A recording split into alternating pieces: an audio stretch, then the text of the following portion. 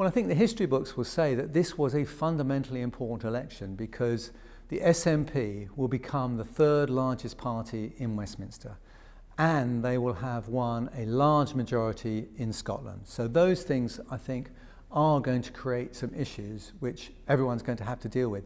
And those two facts are completely independent of whether David Cameron or Ed Miliband ends up as Prime Minister. So yes, I think there are extra tensions for the Union, whatever happens. So it's possible this will be the last general election for the UK?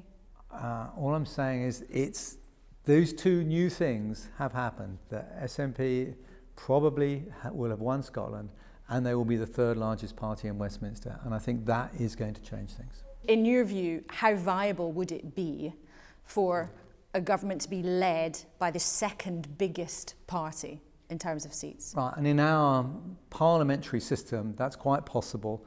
It's not about who has the most votes or seats. It's about who can command a majority in the House of Commons. But there is a difference between viability and legitimacy. I agree, there are legitimacy issues. I mean, there will be an unparalleled divergence between votes cast and seats received. The smaller parties like UKIP and the Greens may well get lots of votes and very, very few seats.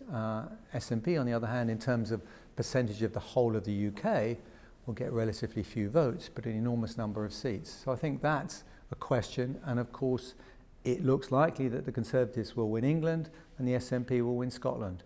And we would end up, quite possibly, one of the variants is with Ed Miliband and Labour running the United Kingdom. It sounds like you're suggesting we should look again at getting rid of first past the post, if it doesn't tally with what people really choose. I think people will think at the end of this, are the better voting systems. Certainly, I think that will be one of the outcomes on May the 8th. People will think, is this relationship between votes and seats so out of kilter that we should think again about it? How robust could minority government really be? It would be, again, a leap into the unknown. We didn't know about coalition government. That turned out to last 5 years. Minority government, in theory, could easily last 5 years under the Fixed Term Parliaments Act. So I think it's quite possible. I think people are underestimating the relative stability, but it does depend upon the nature of the numbers. How does it compare to 2010 when you wrote the manual?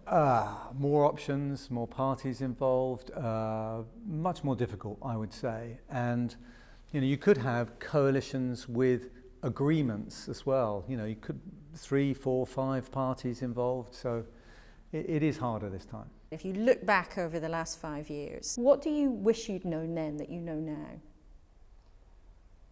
I think I wouldn't have worried so much about coalition, to be honest, because at that point, remember, coalition was something completely untested and untried.